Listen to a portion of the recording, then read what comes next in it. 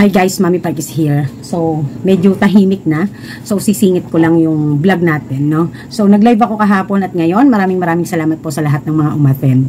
However, hindi ko mabatak yung mga bago kong kakilalang or bagong mga viewer and subscriber ko na nun ko lang nakita na nag-comment sa live. So, kaya hindi ko mabatak at hindi ko maalala. Gawa po kasi ng kapag ka po ang ating video ay merong music, dalawa lang po ang kahihinatnan. It's either what you call that, shared revenue.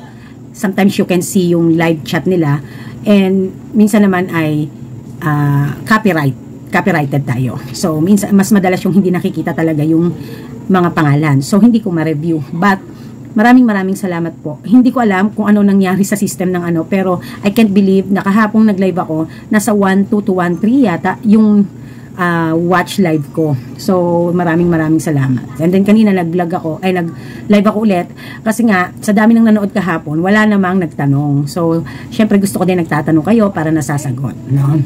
But anyways, tayo ay mag-vlog.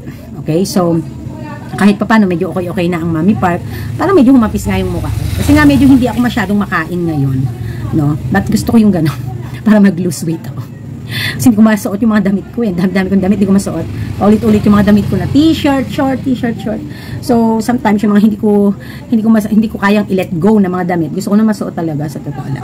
Anyways, wala tayong tindera, 2 days na. Actually, kahapon, wala ako dito, umuwi. Walang pasok kasi kahapon eh. Umuwi yung tindera at masama daw pakiramdam at nilalagnat daw ngayon. Yun. So, there's a possibility na one of these days, or baka forever na baka hindi niya na siya makita kasi baka hindi na siya makabalik. So, yun, no? Kasi extra lang naman siya talaga dito, no? And then, mag-shoutout tayo at may pag-uusapan tayo, no? Okay, ayan. So, alam nyo, nakakalungkot kasi nung nasa group ako ng mga tax topic, there are some people talaga na doon na sobrang na i-stress na talaga to the point na parang they have to give up their business kasi mas malaki pa yung penalty nila kaysa doon sa kinikita nila, no, dahil sa taxing. So yan yung mga bagay din kasi na sinasabi ko sa inyo na pagpapasok kayo sa negosyo at magiging legal ang inyong negosyo, mas maganda talaga na kahit papano may alam kayo nang sa ganoon magmula sa pag-hire ng gusto nyong gumawa ng mga trabahong BIR ay alam nyo na hindi kayo naluloko at nai-scam. Pangalawa ay malaman nyo kung ano ang tamang gawin, magandang gawin, kung paano ang maayos na pagde-declare kay BIR. So yun, no? So kaya napaka hirap yung gano'n, no? Alam nyo, nalulungkot ako sa kanila talaga. Yung iba nga simple lang yung negosyo, pero sobrang na-stress. So, kaya, advice ko sa inyo mga kasari, ha? Pagpapasukin nyo na ang pag-BBIR, you have to make sure na matutunan nyo din. Kasi, pangit yung inaasa nyo lang. Tapos, makakakuha kayo ng bookkeeper o kaya naman ng assistant na i-assist kayo, pero sa una lang magaling. Okay? So, kaya, hanggat maaari sana talaga ang magha-handle ng mga books of accounts nyo, ng BIR nyo, ng taxing nyo, ay either anak, or kayo mismo, or kamag-anak nyo, mga pamangkin, na kasalukuyang nag-aaral na mabilis makaintindi, no? Kasi talagang ito ay nai-involve talaga ang knowledge, na-involve talaga ang mga dito, ang kaalaman, no? Kaya sa totoo lang, ito sasabihin ko ha, hindi totoo yung sasabihin natin na pag walang pinag-aralan dapat. Pag wala masyadong napag-aralan or educational attainment, diskarte na lang ang kailangan. So, hindi lang diskarte, no? Kasi minsan, kahit gano'n natin kagaling dumiskarte pagdating sa sales, iba naman ang pinag-uusapan pagdating sa legalization. So, gusto ko lang maintindihan nyo, ha? Para hindi yung masyadong confident, no? So, buti sana kung talagang kayang i-compensate ng negosyo nyo ang inyong gastos pagdating sa ganyan at iasa nyo sa iba at talaga namang matino ang nakuha nyo. Okay lang yun. Paano kung yung mga cases na nababasa ko? So, yun, no? So, gusto ko lang anuhin sa inyo na hindi natin dapat masyadong inaano. So yun nga, sorry ha guys, nai-interrupt ako sa may bumibili. Just a piece of advice lang, no? All in all, yun yung gusto ko lang iparating sa inyo. Na ang dami ko talaga nababasa na umiiyak sa sobrang stress at hirap. Ang natutuwa din naman ako kapag napapadpad naman sa aking yung may mga napapadpad naman sa aking YouTube channel at napapanood yung mga simple lang na may idea kung paano, what's going on with the BIR, filing, ganyan, or whatsoever pa, ay natututo sila. Para sa kanila ay naiintindihan nila. So nagpapasalamat ako. Pero alam niyo, hindi ako nagpo-promote doon sa group na kung saan ako naka-member. Hindi ako nagpo-promote doon. Kasi unang-una, hindi ko naman mapapanindigan kapag dinumog ako sa aking channel. Hindi ko naman mapapanindigan dahil mangungulit yan. Sa mga tax topic ko nga ng mga viewers, talagang ang daming nangungulit sa akin. Dumadating pa talaga to the point na pinipm pa ako kung saan-saan ng lahat ng social media platform ko. But hindi kasi ako, hindi ko forte yon. Hindi ko forte, no? Kaya talagang binabato ko kayo na gusto ko kung hindi natin makakayang magtulungan ay magsikay ng professional na hindi scammer, no? And also yung kung kayo naman ang gumagawa, kayo ang nagdi-DIY, ay binigyan ko na kayo ng idea how to start, no? Ganon. Okay? So that is my message lang to ano. Anyways, mag-shoutout na tayo. Pero bago tayo mag-shoutout, guys, meron na naman package yan, Daddy. Alam mo, ang dami-dami niya talagang parcel na ano. So kailangan tingnan natin kasi kailangan pag sabi ng Daddy para pag may reklamo siya, mare-review niya tsaka masasabi niya sa ano. So ito ay galing sa Lazada. Meron na naman siya sa aking regalo. Grabe talaga, tinupad niya talaga yung sinasabi niya. Grabe naman yung ano nito. Ay, nakakatawa. Nagsusulat pa man din ako ng order kay Ate Lourdes. Meron tayong aceton. Pati ba naman to alam ng Daddy? Meron pa naman akong ilang piraso nito. Ayan, meron tayong cuticle remover. Meron na naman tayong Mongol. Yung last time na Mongol na nabili ni Daddy, parang hindi original. Pero binibenta ko nga lang mura. Kasi iba yung kulay. Ayan, eto na naman. Meron na naman. Ano po? So, yon. So, original naman kung nakuha ni Daddy. Good thing naman. So, bentahan kasi natin to ay 12. Tapos yung parang class A lang yung benta natin doon 10, no? So, yun lang yung laman. Si Daddy niya talaga. Ayan, no? O, ganyan ang asawa, di ba? Napaka-supportive, mga paninda ang binibigay. Ayan, so, alam nyo, totoo yung sabi ni Jessie Mendiola na kayong mga asawa ang magmimik or break sa mga asawa nyo. So, pag alam nyo na hindi na maganda yung dating, so dapat kayo yung mag-push na makinig sa inyo, pakinggan yung advice nyo kung yung mga ginagawa niya or yung mga nangyayari sa kanya hindi na maganda. So, ganun yung nangyari sa akin kay Daddy Park ngayon, na siya yung advisor ko talaga. Siya yung nagsasabi at talagang na-realize ko na talagang kailangan nakikinig din talaga sa mga asawa natin, lalo na kung tulad namin ng Daddy Park na yung age gap namin, yung kumbaga ba experience na siya, 'di ba? So, talagang sobra akong happy. Yun lang pinagpapasalamat ko na napakalaking blessing ang binigay sa akin ng Diyos na magkaroon ng asawang napakabait, napakamaunawain, napakamapagmahal, napaka-supportive sa mga anak ko, sa akin, sa pamilya namin, na kahit simple lang ang buhay namin na hindi kami mayaman, pero pag meron kang ganyang asawa, napaka-supportive, no? Kaya sabi ko nga sana, Daddy, you can still live at least more 50 years more, ganun. Kasi I can't live without you kasi napakabait mo sa pamilyang ito, no? Laking bagay talaga na may katuwang kang tao na kahit hindi ka dugo yung mga anak mo, mahal na mahal at talagang sa buhay nyo ng hanap buhay man yan or kahit saan mga aspeto, ay kahit papaano talagang nandyan, no? So talagang sobra akong dun pa lang panalo na ako. No, kahit anong pagdaanan ko sa buhay, si Daddy Park lang sapat na, at ang nanay ko at mga anak ko, sapat na sila. Okay, Stephanie Fayetan Carolino. Sabi niya, hello Mami Park, paano po kung may nalaktaw sa resibo, hindi po napansin, paano po kaya yon? Wala namang problema yon, no? As long as yung date ay sunod-sunod at kailangan ay tali pagdating dun sa date, no? Halimbawa po ganito, supposedly gagamit po kayo ng cash invoice, no? Invoice receipt na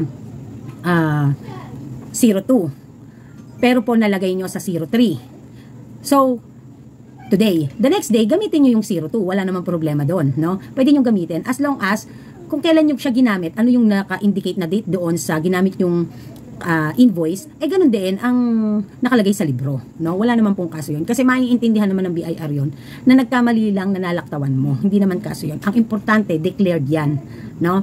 So, pagdating sa date, importante na in chronological order, no? So, kung magkakaroon man ng paglalaktaw, okay lang as long as hindi naman yan napakarami. Kasi, iba na yan kapag mga isang booklet na yung laktaw, no?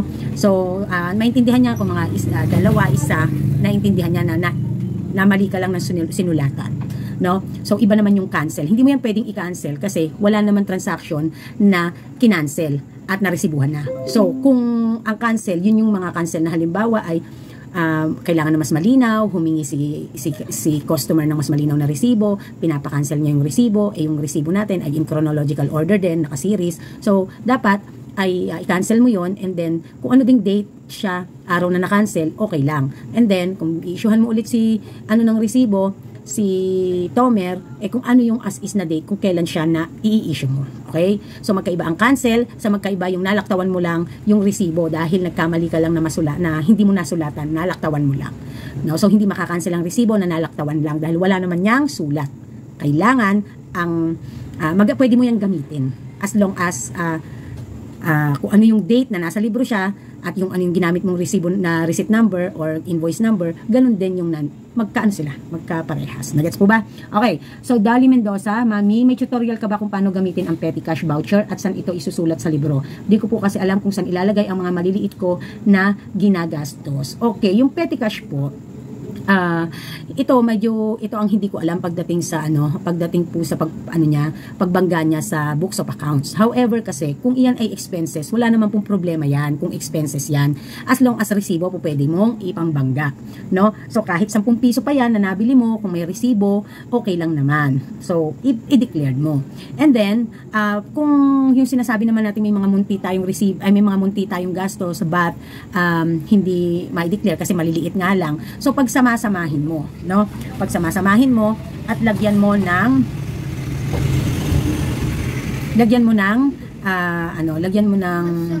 alam ko kasi may may entry na ginagamit yan. So I just cannot say it further kasi baka pumailigaw kayo. But for me kasi, ang pinaka-safe kasi dyan ay kahit maliliit siya, kung may resibo, walang problema. Pwedeng ibangga.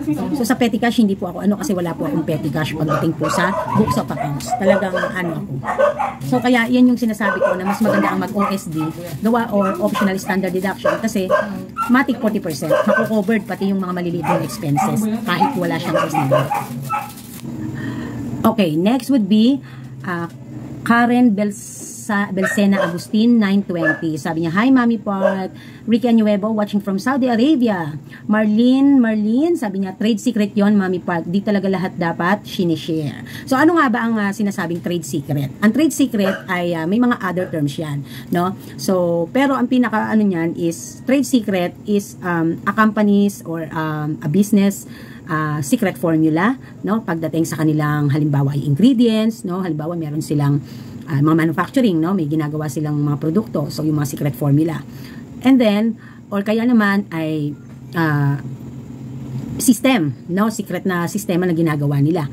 And is marketing strategy, no? So ika nga basta yan ay mga sikreto sa negosyo. Yan ang trade, ibig sabihin ng trade secret. So there are some words also that is another term for trade secret. Nahandyan yung confidential information, no? Insider information.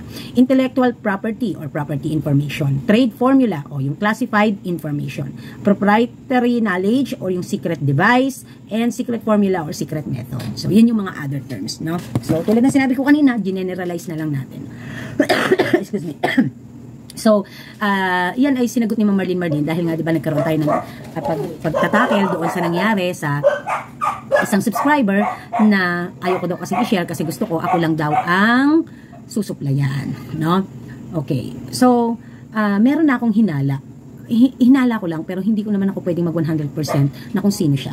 No, meron akong hinala. Hindi lang ako 100%. Okay. Yon. So, hindi ko kilala kung sino sa kanila. Dalawa kasi yung pinaghihinalaan ko. So, hindi ko kilala kung sino sa kanilang dalawa.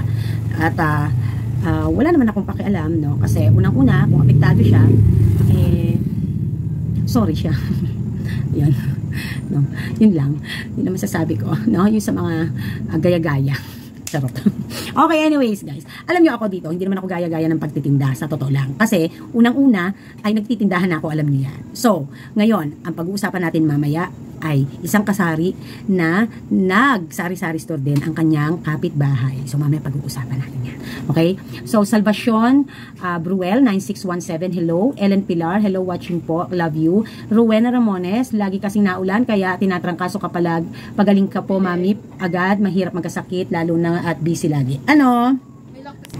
Ayan. So, next naman is si Winnie07. Thank you, Ma'am Rowena. Alam ko si Ma'am Rowena, nasa Japan ngayon eh. Ayan. Si Winnie naman, hindi ko alam kung Kuwait siya. Hindi ko sure. Si Mary Grace de los Santos, hi Mami Park, nakaka-high blood naman talaga yon, Mami, kamusta po? Okay, anyways, pag-usapan na natin yung ating topic ngayon. Okay, there is one kasari ko na bumibili sa akin dito. So, sabi niya sa akin, Mami, alam mo, may nagtindahan na katabi ko, gumaya sa akin, gumaya ng pagtitindahan. So sabi ko, ate, hindi natin mababawalan yung ganyan kasi anyone has the right to do a business as long as kapag nagkaroon ng inspection ay complied, no? May compliance. So hindi tayo ang tao kung sino na pwedeng sumita sa kanila kasi that it's their right to do a business. Kaya wala tayong masasabi dyan. Kaya lang, Mami, okay lang naman yon, sabi niya ganon.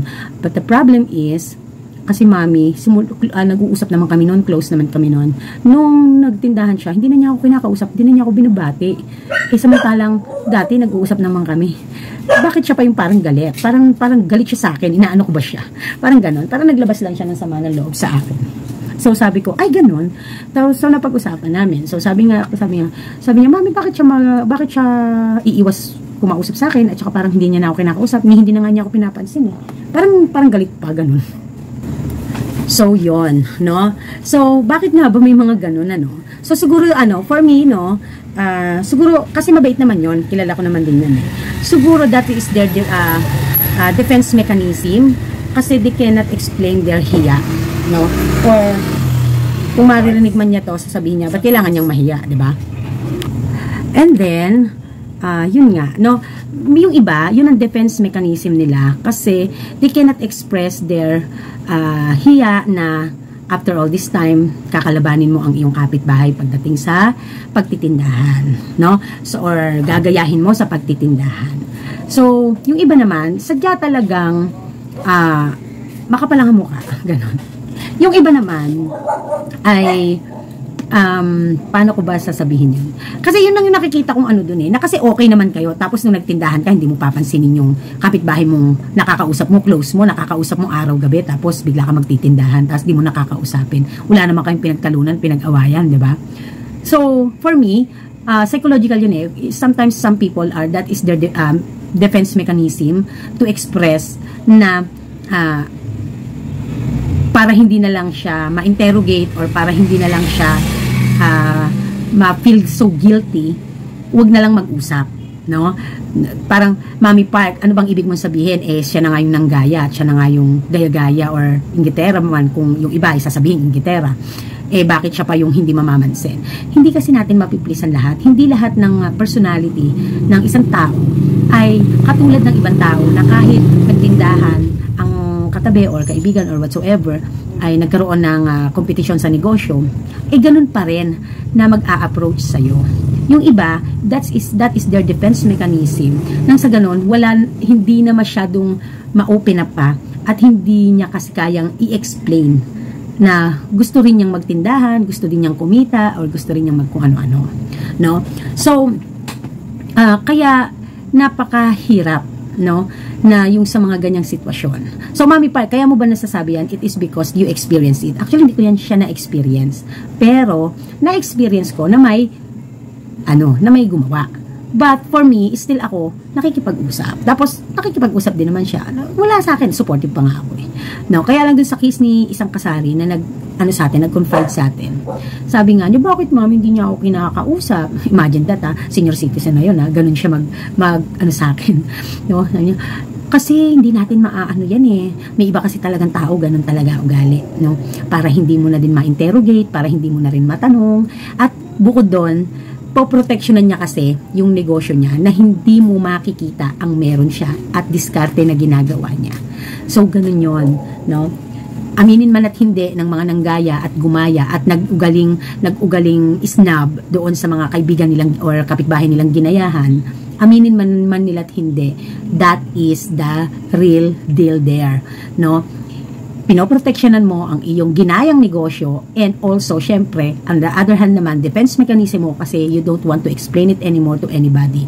Because yes, it's your right na hindi mo kailangan explain ang sarili mo dahil everybody has the right to enter into sari-sari store business. But, aminin man at hindi, pag ginanggaya ka, alam mo sa sarili mo, you have the feeling guilty. But the thing is, ayaw mo na ng interrogation. Kaya ang gusto mo, wag na lang makipag-usap, mag-snub na lang kahit hindi mo talaga intention, but you have no choice because the things are over and done. You already started having the business, no? So kaya nagigets niyo po ba yung point? Ganon. So syempre kung hindi nga naman na sila close, o di hindi makikita yung mga strategies at kung ano ang mga meron, ganyan-ganyan, no? So for me yun lang. And alam ko pa nga subscriber ko yung asawa. Kaya dati kasi sinasabi pa sa akin ng asawa, Mami, ang galing-galing mo sa grabe, nanonood nga ako every time na meron kang upload agad na pinapanood ko pinapakinggan ko lahat yung mga yung mga vlog mo, ganyan. Kaya nga sabi ko nga sa inyo guys, hindi ako basta-basta na kailangang mag-vlog, pero hindi lang dahil sa kanila, lahat din, kasi ilan bang kakompetensya ko dito, di ba? Dumating din ako sa punto dito na there are some people that wants me to bring down. At masakla pa doon may mga position pa. Literal na sasabihin in your face na talagang, paano mami kung maggaganito kami, ganyan. Di magganyan kayo, wala naman sa akin problema. Alam niyo, nilalaban ko rito. Legal ako nagnenegosyo. Kaya nakataas ang noo ko. Huwag niyo sa akin kung sinasabi yung mga ganyan tirada ng salita niyo. Kasi bago pa kayo, mas matanda lang kayo sa akin, pero sa experience, may experience ako. Ginanong ko talaga. Kasi alam niyo, magalang ako sa mga merong posisyon at saka sa mga matatanda na magalang ako. Pero lumalabas din ang kabastusan ng bunganga ko kapag ako pinoprovoke mo. Yun ako. No? Alam niyo, ako yung tipo ng taong wala akong pakialam kung sino ka man. No? Wala akong pakialam kung sino ka man. As long as na nasa tama ako, no, wag mo kayo po-provoke kasi makakarinig talaga ng salita. So, yun. Ginanon talaga ako, may mga position yun ngayon dito sa amin. So, sabi ko, di gawin nyo. Wala naman sa akin problema yan. Nasa customer na yan. Customer na magde-decide yan. Di kaya nyo, di go. Ngayon pa ba ako matatakot? Sabi ko gano'n. No, ngayon pa ba ako matatakot? Matagal na akong takot at matagal na ako sa negosyo at sa larangan ng sales. Hindi nyo kailangan na pansabihin sa akin yan. If you have the plans to do it, do it! Diba? Tatakutin ka para makuha yung gusto nila. Diba? Tatakutin ka ng mga tirada ng salita kasi hindi nila nakukuha yung gusto nila sa'yo na puro pakabig. Diba? Pag kailangan mo naman, hindi ka naman maipagtanggol. Pag kailangan mo sa mga bagay na mga importanteng at humihingi ka ng tulong, hindi ka maipagtanggol. So kaya for me, no way. Ayoko nung puro hingi lang ng hingi, solicit lang ng solicit, pero pag ikaw, pupunta ka sa HOA and you have the concern, hindi. Nasabi ko HOA. Tapos wala ka namang so pili lang ang mga taong kinakausap ko ng matino doon at inanuhan ko. Kasi I know some people there. Lahat naman kahit saan naman kayo mapuntay, ganyan So yun lang, nasabi ko lang naman. So, diba? Kala niya wala akong pinagdadaanan dito ng mga issues, marami. So, eto pa, dagdag ko na rin. Dito, dati nabanggit ko na to, balita ako na napakasungit ko daw sa tindera, sa ganyan. Hindi ko sabi ko, di ko dinedeny yun. Pinagmamalaki ko pa sa mga pag kami nakakarinig. Hindi ko pinagmamalaki in a way na literal na pinagmamalaki. I mean, nilalakas ko talaga yung boses ko para marinig ng mga marites. Hay ko, yes, bakit? Hindi ko naman to kinurakot na pera para makagkaroon ako ng negosyo. Dugot pawis namin to ng daddy part.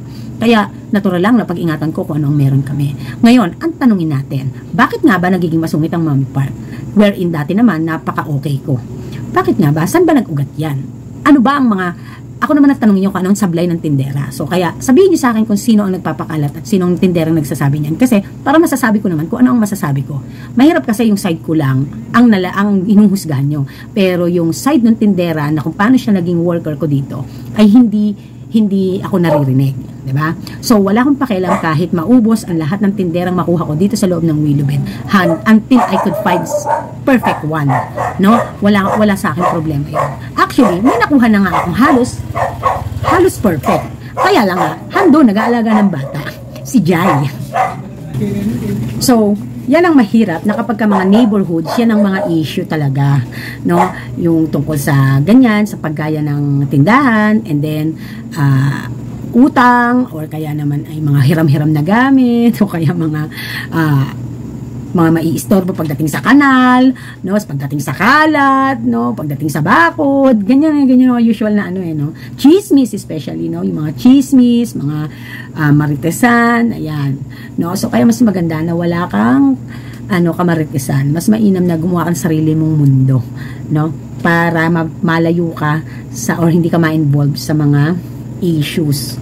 Yon. But kaya lang kasi si Mami Park dito kasi dahil sa naging kilala ako, so kaya ano ang mga latest sa akin na chuchuan sila ng chuchuan. Alam naman akong pakialam. Ganun lang tayo, no? Focus tayo sa customer. Focus tayo kung paano tayo sa tindahan natin. Focus tayo kung paano natin mababayaran ang ating mga obligations. Focus tayo kung paano natin mapapabuti ang pamumuhay natin. Okay? So yun lang. So that's all for today and bye.